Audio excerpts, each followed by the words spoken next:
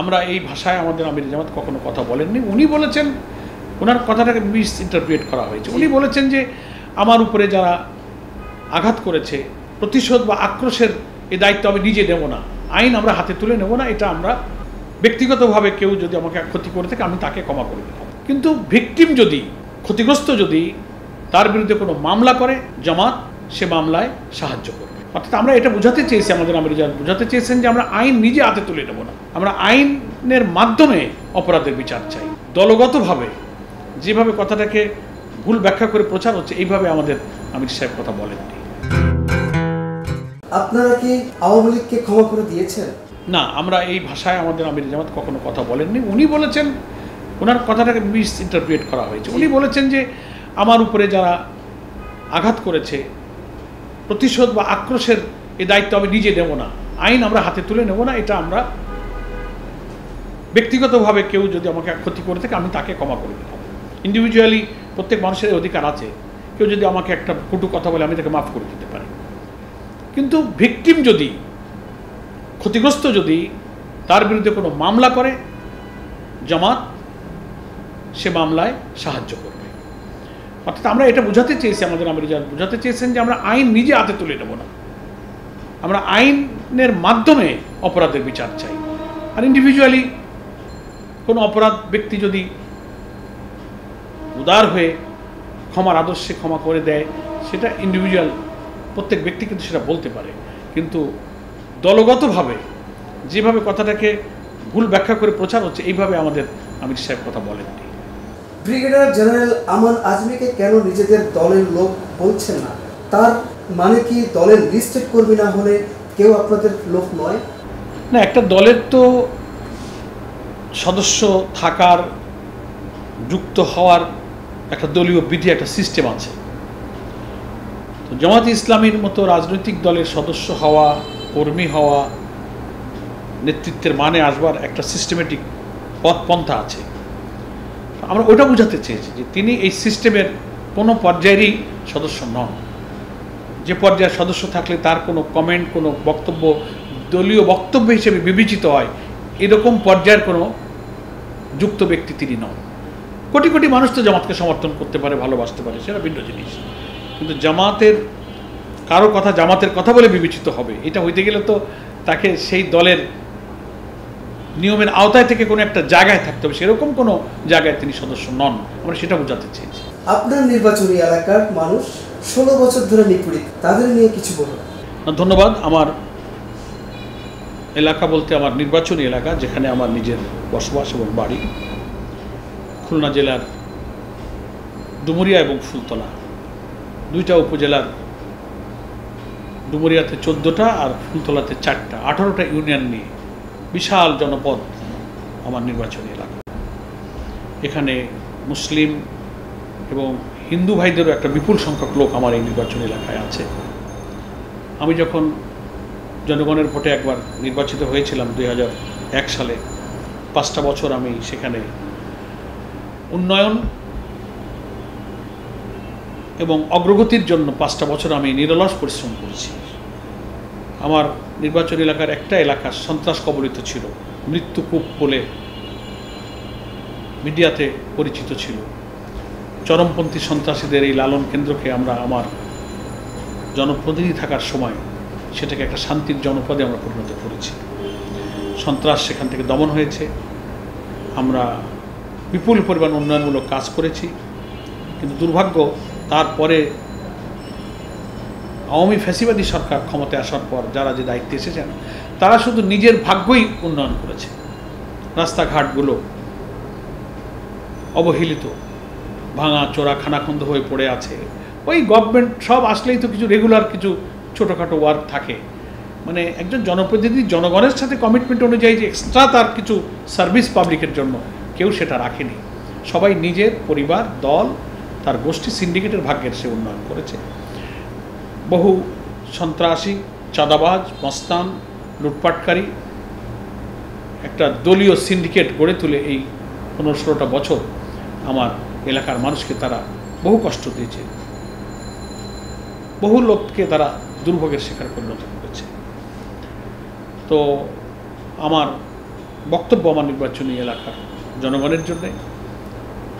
মহান আল্লাহ তাআলা যদি রাজি হন, এই অন্তর্বর্তীকালীন সরকারের প্রচেষ্টা এবং একটা নতুন বাংলাদেশে নতুন রাষ্ট্র নির্মাণের যে চেষ্টা চলছে, গ্রহণযোগ্য কোনো নির্বাচনের পরিবেশ সৃষ্টি হলে, জাতীয় নির্বাচন যদি এদেশে হয়, তখন জনগণ যেন একটি কল্যাণ রাষ্ট্র গঠনের জন্য জনগণ জামাত ইসলামীর সাথে থাকে, সত্য কল্যাণের পথে থাকে, সন্ত্রাসমুক্ত একটি উন্নয়নের জনপদ হিসেবে সারা বাংলাদেশ তথা ডুমুরিয়া ফুলতলাকে গড়ার কাজে তারা যেন অকুণ্ঠ সমর্থন দেয়, এটাই আমার এলাকার বাসীর কাছে আমার মেসেজ। এবং আমি তাদের জন্য দোয়া করি এবং তাদের অক্লান্ত পরিশ্রম, কষ্ট এবং ভালোবাসার বিনিময়ে তারা আমাকে সংসদে পাঠিয়েছিল। আমি সেজন্য তাদের সাথে দারুণভাবে একটা আবেগের সম্পর্ক মেনটেন করে চলি। এই সরকারের প্রায় 15 বছরের 7 বছরের বেশি সময় আমাকে কারাগারে আটকে রাখা হয়। তাতে আমার জনগণ আমার জন্য অনেকে চোখের পানি ফেলেছে, অনেক সহানুভূতি, সমবেদনা, আন্তরিকতা তারা প্রদর্শন করেছে, নফল নামাজ পড়েছে, রোজা রেখেছে, কেঁদেছে। আমি তো বেরিয়ে এক অভাবনীয় দৃশ্য পরিবেশ পেয়েছি। সেজন্য আমি আমার নির্বাচনী এলাকার জনগণের প্রতি কৃতজ্ঞ। নির্বাচন আর দেশে কি হবে তা জানি না, তবে মানুষ হিসেবে তারা আমাকে যে ভালোবাসা দিয়েছে, আমি চিরজীবন আমার এলাকাবাসীর কাছে ঋণী থাকবো, আমি তাদের পাশে থাকবো। আপনি সংসদ থাকাকালীন আপনাকে বরাদ্দকৃত যে টাকা, এই টাকা আপনি যথাযথভাবে যে টাকা খরচ হয়নি ফেরত দিয়েছিলেন, তখন একটা নিউজ হয়েছিল। আমি সেই আলোকে বলছিলাম, আপনি কি বলবেন? ধন্যবাদ। আমার আজ থেকে তো সেই এটা 1 থেকে 6 সালের কথা, এখন 24 সাল, 18 থেকে 20 বছর আগের কথা। আমি সেখানে ওই সময়ের তো টাকার মান, মূল্য, কাজের স্ট্যান্ডার্ডটা এখন থেকে অনেক পরিমাণে কম ছিল। তা আমার যে হিসাব, আমি প্রায় 350 কোটি টাকার উন্নয়নের কাজ আমি আমার এলাকায় করেছি।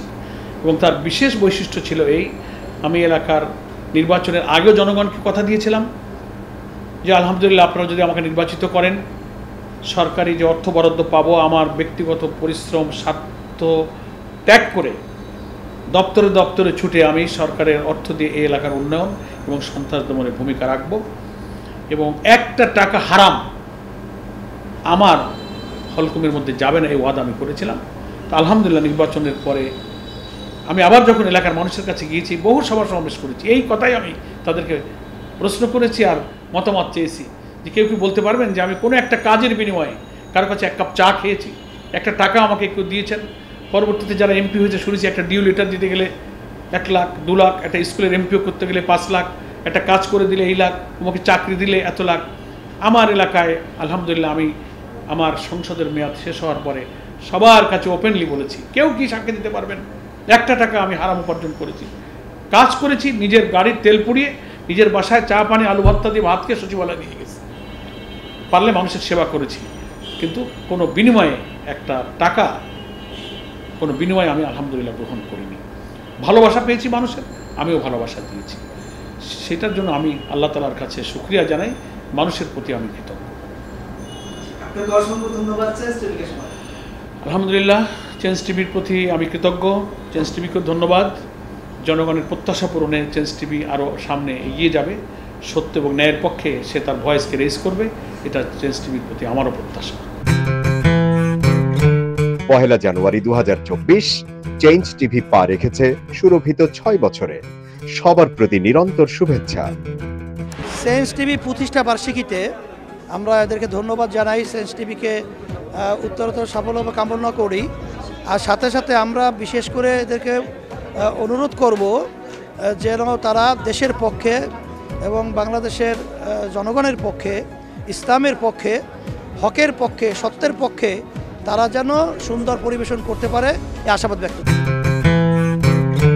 চেঞ্জ টিভিকে আমি তো মেলা দিয়ে ধরে দেখছি। চেঞ্জ টিভি যতদূর সম্ভব বস্তুনিষ্ঠতার সাথে কাজ করছে এবং এই জন্য চেঞ্জ টিভির ভিউ আরও অনেক বেড়েছে, অনেক। আমি নিজে যে অনেকগুলো সভা করে মানে এখানে ইন্টারভিউ করেছি, কোনো কোনো ক্ষেত্রে আমি দেখেছি মিলিয়নের মতো হয়েছে ভিউ, মানে অন্য কোনো জায়গায় এত হয় নাই। আমি মনে করি চেঞ্জ টিভি ভালো কাজ করছে, প্রচণ্ড চাপ আছে, তার মধ্যেও চেঞ্জ টিভি যদি তাদের এই নিষ্ঠতা রাখতে পারে তাহলে এটা আরও ভালো করবে। আমি তাদের সাফল্য কামনা করি। আগামী 1 জানুয়ারি জনপ্রিয় যে online television online media change টিভির 5 বছর পূর্তি হবে। চেঞ্জ টিভির সাথে আমার অনেক দীর্ঘ এবং পুরনো সম্পর্ক, প্রায় বলতে পারেন ঘরের সম্পর্ক। আমি এই 5 বছর পূর্তি উপলক্ষে আমি চেঞ্জ টিভিকে আমার ব্যক্তিগত পক্ষ থেকে, বিপ্লবী ওয়ার্কার্স পার্টির পক্ষ থেকে আমি আন্তরিক শুভেচ্ছা এবং আমি অভিনন্দন জানাই। আমাদের এখানে গণমাধ্যমকে বলা হয় 4th স্টেট। একসময় ধরুন বিচার ব্যবস্থার প্রতি মানুষের একটা শেষ ভরসার জায়গা ছিল। সেই বিচার ব্যবস্থা যখন এখন বিরোধী দলের দমনের একটা প্রতিষ্ঠানে পর্যবসিত হয়েছে, এখন জনগণের পক্ষে, বিরোধী দলের জন্য, জনগণের শোষিত নিপীড়িত অংশের জন্য গণমাধ্যমই হচ্ছে এখনো পর্যন্ত শেষ ভরসা। আমাদের এখানে ঐতিহাসিকভাবে গণমাধ্যম বরাবরই জনগণের গণতান্ত্রিক আকাঙ্ক্ষার পক্ষে ছিল।